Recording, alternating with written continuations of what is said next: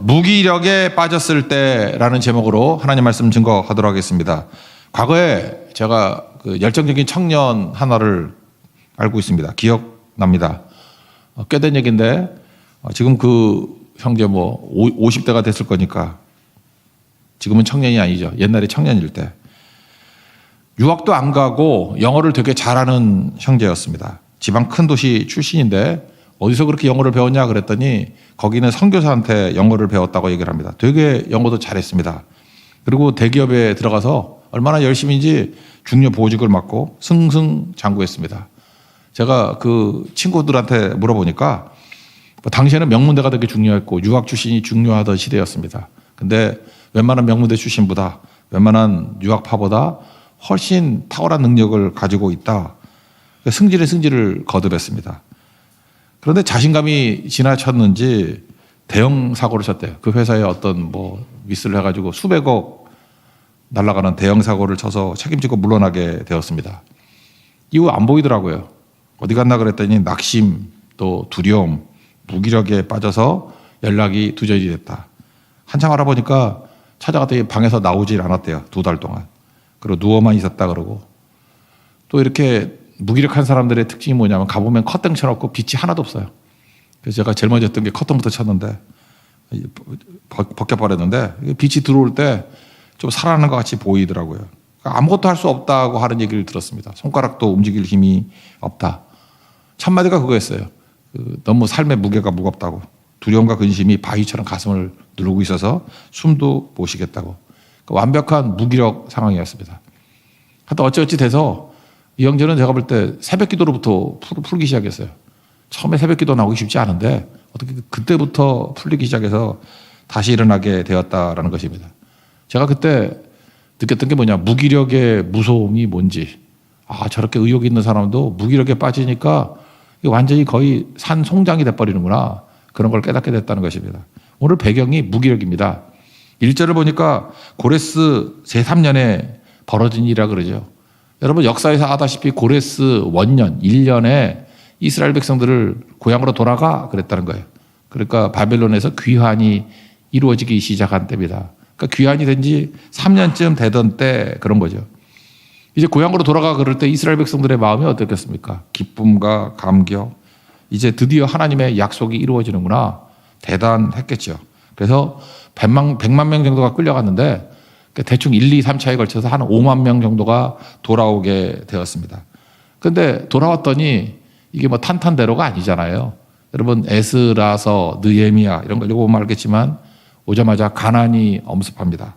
그리고 조롱이 있고 박해가 있고 비웃음이 있고 낙심이 있고 또 어떤 때 죽음이 있어요. 그래서 학개서 같은 걸 보십시오. 나가 떨어져가지고 무기력에 나가 떨어져가지고 15년 동안 꼼짝도 못하고 있습니다. 그래서 학개서 1장에 나오잖아요. 너 언제까지 그러고 있겠냐고. 그게 무기력이거든요. 일어서라고. 그러니까 최초의 무기력이 더 컸겠죠. 기대가 크니까.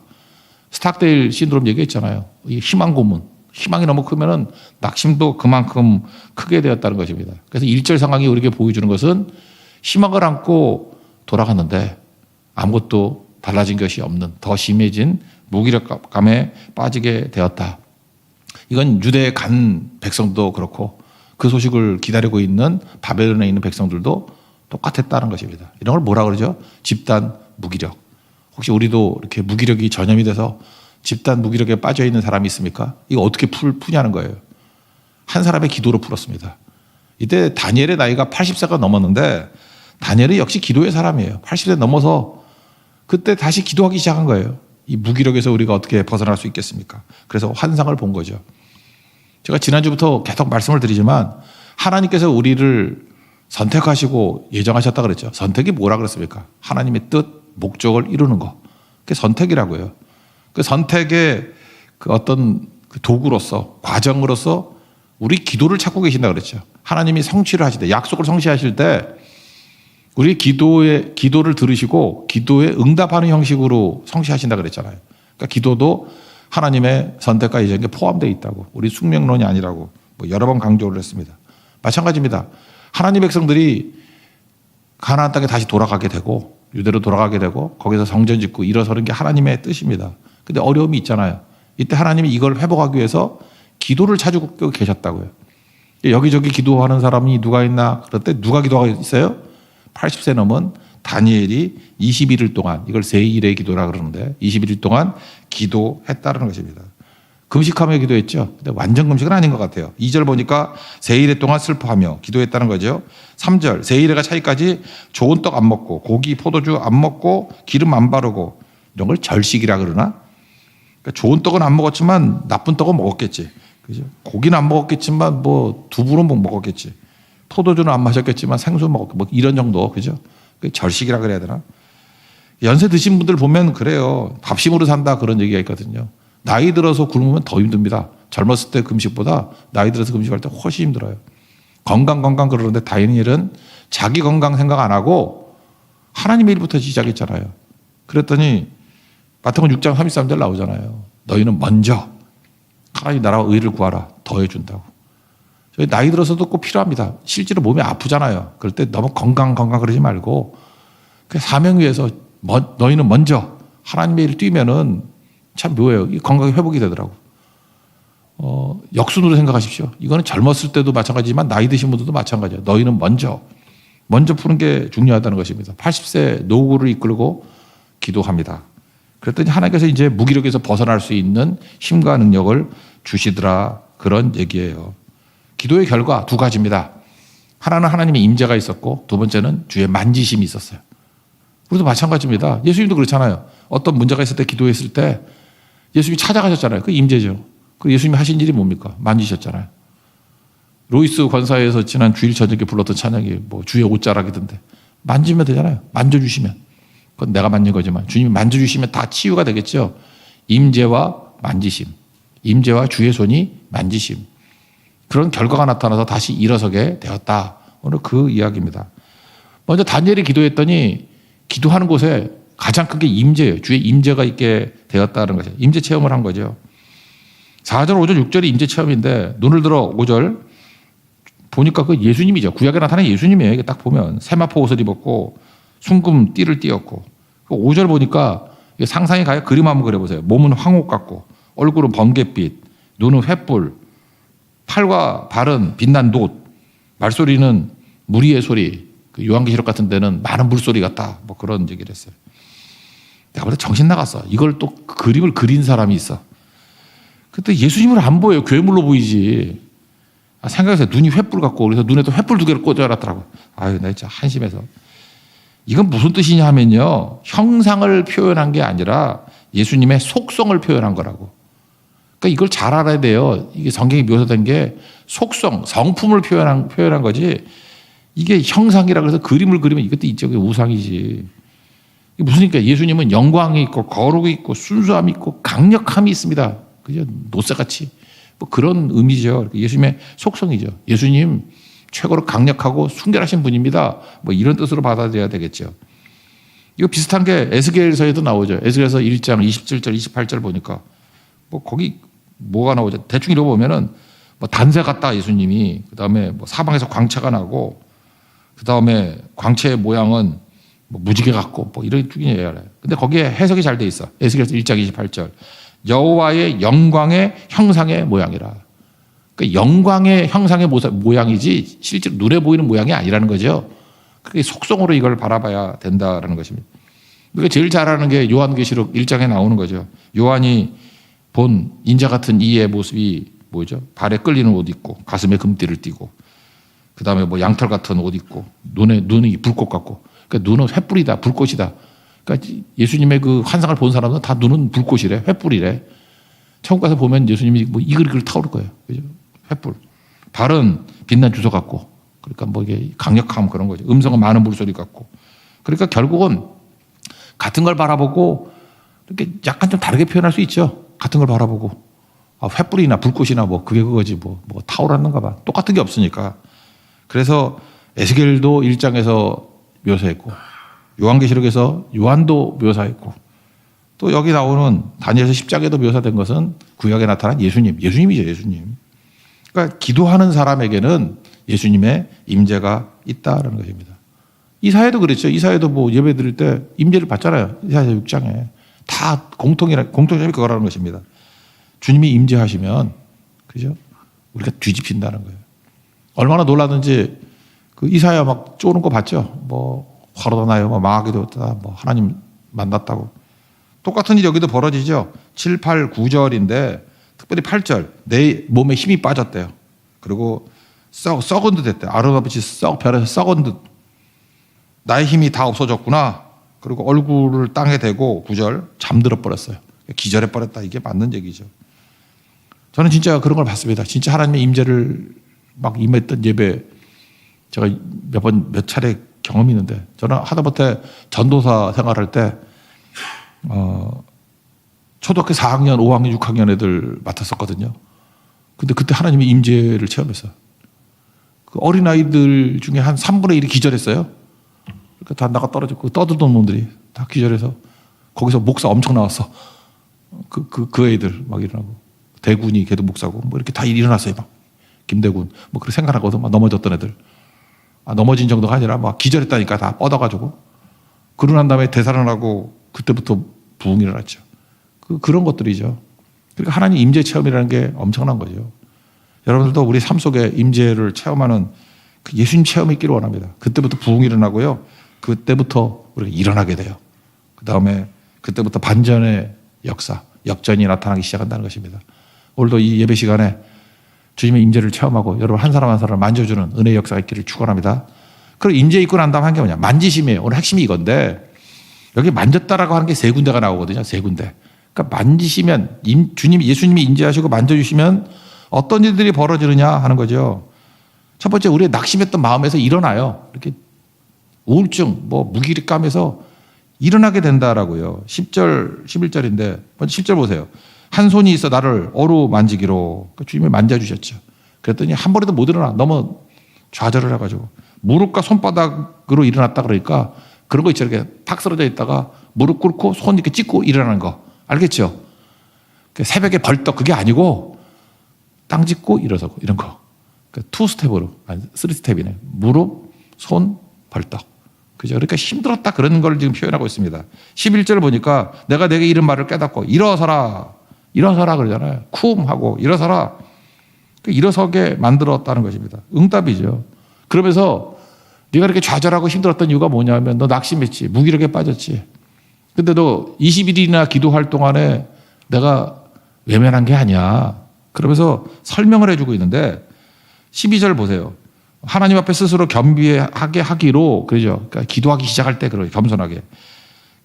결심하던 첫날부터 내 말이 응답받았으므로 영적으로는 기도하는 그 순간에 응답이 있는 거예요. 지금 기도하자 오늘 응답이 있는 거예요. 다만 가시적으로 내게 느껴질 때까지 시간이 걸리는 거예요. 그 왜 그렇죠? 하나님의 타이밍이 명확하기 때문에. 하나님 어저께도 설명했잖아요. 하나님의 타이밍. 대만에서 이렇게 선물 주면 깨지는 거 무거운 거 주면 미치겠어. 이걸 어떻게 들고 가? 오히려 짐이 되죠. 이거 버리기도 뭐하고. 솔직히 몰래 버린 것도 몇 개 있어. 버리기도 뭐하고. 제일 좋은 거 뭐죠? 이렇게 한국에 와서 우리 문 앞에서 딱 주면 제일 좋은 거죠. 하나님은 그런 분이에요. 타이밍에 딱 맞게 우리 문 앞에서 주든지 아니면 쿠팡으로 보내주든지 손 안 대게 그렇게 하시는 분이지 뭐 대만에서부터 뭐 쌀한가마니 줘가지고 이구 오게 만들고 그렇게 안 한다고요. 그러니까 그 얘기를 하고 있는 거라고요. 여긴 조금 다른 얘기인데 눈에는 안 보이지만 영적인 전쟁터에서 영적인 세계에 들어가서 하나님이 그 마귀의 세력들을 박살내고 왔다 그런 얘기예요. 그래서 21일 동안 너는 지체되어 보이지 지체되는 게 아니라 영적 능력 박살내고 온 거야. 뭐 그런 얘기라고요. 그걸 뭐라고 표현했냐? 13절에 바사왕국의 군주가 21일 동안 나를 막았으므로. 그러니까 이게 뭐 바사왕국의 군주 이렇게 표현이 됐지만 이게 마귀거든요. 마귀의 방해를 내가 박살내고 오는 동안에 그런 얘기죠. 21일 동안. 그러니까 영적 세계에서 우리가 모르는 어마어마한 일들이 벌어진다고요. 요한계시록 12장에도 나오잖아요. 예수님 십자가 지실 때 천상에서 벌어진 일이 나오잖아요. 거기서 마귀가 작살이 나고 막 쫓겨나고 우리는 몰랐잖아요. 우리가 이 땅에서 뭐 벌어진 게 뭐 있어. 뭐 휘장 좀 찢어지고 뭐 잠깐 어두워졌다가 뭐 백부장이 뭐 진실로 하나님의 아들이었다. 뭐 그 정도지 뭐. 안 그래요? 근데 영적 세계에서는 어마어마한 일이 벌어졌다는 거죠. 여기도 마찬가지라고요. 다니엘에게 지금 21일 동안 영적 세계에서 어떤 일이 벌어진지를 쭉 설명하고 있어요. 그러니까 이게 고린도후서 10장 4절 표현에 의하면 어떤 견고한 진도 무너뜨리는 하나님의 능력이라. 하나님의 능력이 어떤 견고한 진, 마귀의 견고한 진을 지금 박살내고 있는 시간이었다는 거야, 그 시간이.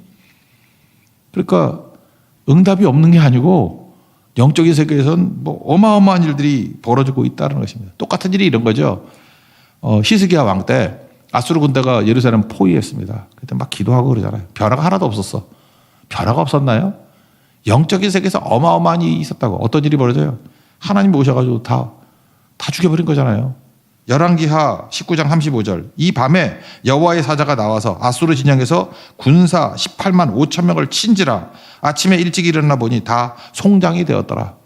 그러니까 밤새 기도했겠죠. 왜 응답이 없어요? 응답이 없어요. 그런데 깨닫게 된 건 아침이에요. 근데 밤새 어떤 일이 벌어져요? 그 대적들을 다 멸하는 거라고. 이게 기도의 능력이라고요. 기도 끝나고 나서 보니까 갑자기 대적이 사라졌어. 어디 갔지? 어디 갔지? 여러분 기도 많이 하는 사람들 맨날 그래요. 어디 갔지 그래. 기도 전과 기도 이후에 뭐가 다 바뀌어 있어. 환경이 바뀌어 있는 게 아니라 영적인 판도가 바뀌어 있다니까요. 어디 갔지? 그러므로 우리가 뭘로 싸워야 됩니까? 하늘의 능력으로 싸워야 돼요. 하늘의 능력으로. 영적인 능력으로 싸워야 된다. 하늘의 것을 구하게 하소서. 이게 예수님이 만져주실 때 벌어진 일이라는 것입니다. 예수님이 만져주시면요, 우리를 하여금 일어서게 만들어요.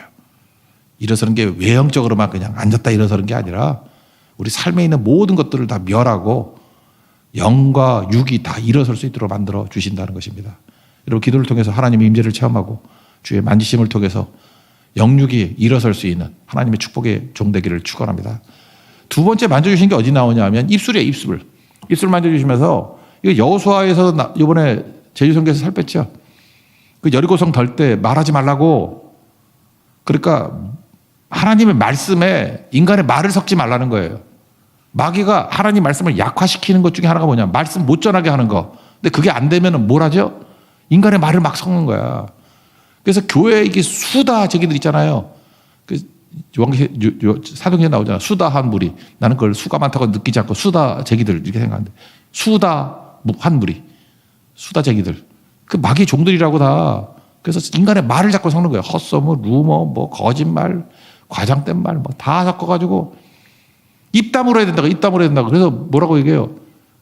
입술을 대면서, 그래서 다부터 안 숙이도록 입술 이게 붙잡고 이렇게 위아래를 붙잡고 기도를 해야 돼요. 그죠? 기도하잖아요. 어디 나오죠? 6절, 5절, 15절, 16절, 17절인데 15절 보세요. 인자와 같은 이가 있어. 인자, 누구야? 예수님이죠. 인자, 예수님. 내 입술을 만진지라. 내가 곧 입을 열어 내 앞에 서 있는 자에게 말하되, 뭐 그리고 쭉 나와요. 그러니까 하나님 말씀 증거하라는 얘기죠. 입술에 파수꾼을 세워주십시오. 이게 얼마나 많이 나와요. 그러니까 주님이 어디를 만져줘요? 입술을 만져준다고. 그래서 오로지 말씀만 증거되게 해달라고. 그리고 말을 섞지 않게 하옵소서. 이사야도 똑같은 경험이 있죠. 임재 체험하고 난 다음에 주님이 오셔가지고 어디를 만져요? 그 입술 만지잖아요. 입술. 이사야 6장 6절 7절인데 핀숙 갖고 와가지고 지지고 난 다음에 6장 7절이에요. 이사야에서 그것을 내 입술에 대며 이르되 보라 이것이 내 입에 닿았으니 내 악이 제하여졌고 내 죄가 사해졌느니라. 그러니까 입술에 입술. 내 입술에서 말이 사라지고 말씀만 증거하게 없어. 이게 뭐예요? 우리가 하나님의 예수님의 임재를 통해 가지고 다시금 무기력에서 일어날 수 있는 힘이라고. 그 무기력할 때 말이 섞이면 뭐가 나와요? 이스라엘 백성들이 민수기에 보세요. 맨날 뭐 때문에 막있죠? 뭐가 나와요? 원망이 나오잖아. 원망, 거짓말, 뻥카, 뭐 전부 다 헛소문. 그러니까 그 귀중한 이불을 악을 위해서 사용하잖아. 악을 위해서. 하나님 선을 위해서 사용되지 않고. 그러니까 이게 뭐예요? 의의 무기가 돼야 되는데 불의의 무기가 돼버리잖아요. 바보짓이죠. 그렇게 하면 안 된다라는 거죠. 예레미야도 마찬가지. 예레미야 1장 9절에도 보니까 손 내밀어서 입술에 손댔대요. 예레미야 1장 9절. 여호와께서 그의 손을 내밀어 내 입에 대시며 여호와께서 내게 이르시되 보라 내가 내 말을 내 입에 두었노라. 그러니까 입술에 손 대시면서 말씀한 게 뭐예요? 말씀 전하라 그거죠. 말하지 말고 하나님 말씀만을 증거하라.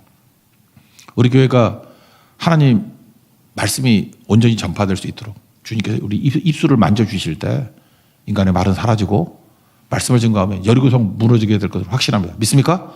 믿죠. 그다음에 다 무너지고 마귀 세력도 다 무너지고. 그러니까 우리가 조심해야 될 거를 두 번째 말하고 있는 거죠. 입술이라는 거, 입술. 다 될 만하다가도 안 되는 게 입술 때문이다. 말이 아니라 말씀만 증거하라. 말씀에 말을 섞지 마라. 세 번째 손대는 건 어디냐 하면은 이제 우리를 하여금 힘을 주시는 거예요. 강건해지라. 우리 맨날 얘기하잖아요. 강하고 담대하십시오. 성령 충만하십시오. 그 얘기예요. 성령의 능력으로 살라는 거예요. 그 야곱의 이름이 이스라엘로 변했듯이 이기는 자가 되라. 승리자가 되라. 그런 뜻이라는 것입니다. 이미 강해졌다. 18, 19절 내용인데 또 사람의 모양 같은 것 하나가 인자죠. 인자. 예수님이죠. 나를 만지며 나를 강건하게 하며 그러니까 주님이 만져주시면 우리 강해진다는 거예요. 세 가지 얘기하죠. 큰 은총 받은 사람이요. 다니엘입니다. 두려워 말라. 예수님 계신데 왜 두려워해요? 또 하나가 평안하라. 평안이 뭐예요? 기능한다 그랬죠. 기능하면은 가치가 나온다 그랬잖아요. 평안이만 샬롬이 그런 거라고. 제 기능을 다 한다. 그죠? 그러면 가치가 나오죠. 기능하니까 가치가 나오고. 그런 겁니다. 강건하라, 강건하라. 그러니까 힘 있는 하나님의 종이 되라는 거죠. 그러므로 평안이라는 것은 뭐 아무 문제도 안 벌어지는 그런 현상이 아니고 평안의 상태입니다. 아무리 어려움이 있다 할지라도 내 상태가 기능을 다 하는 거예요. 기능을. 그래서 가치를 발휘하게 되고 결과가 나오는 그런 인생이 된다라는 것입니다. 뭐 더 설명할 거 없을 것 같아요. 하나님 앞에서 우리가 무기력에 빠져 있을 때 무조건 붙들어야 될 게 예수님 하고 붙들어야 돼요. 기도해야 됩니다. 기도하면 주님의 임재를 체험하고 임재 체험하면 그다음부터는 뭐 설명할 것도 없어요. 임재만 체험하면 그래서 좀 정리를 하기 위해서 필요한 거죠. 주님이 우리를 만져주십니다. 그럼 우리의 영육이 다 일어나게 되고 조심해야 될 것들은 이때 마귀가 쓸데없는 소리 섞으려고 그래요. 말씀에 말을 섞지 않고 그 다음에 강력한 종들이 되어서 악한 마귀를 멸하고 다니는 하나님의 능력의 통로가 되는 거. 그때 결과가 뭡니까? 사도행전 같은 부흥이 일어나고 생명의 역사가 나타나게 되고 하나님 나라가 확장된다. 이렇게 된다는 것입니다. 이 축복과 은혜가 우리 삶 가운데 임하기를 축원합니다. 자리에서 일어나겠습니다. 주의 손이 찬양했습니다. 기도할 때 임재와 주의 손의 만지심이 있습니다.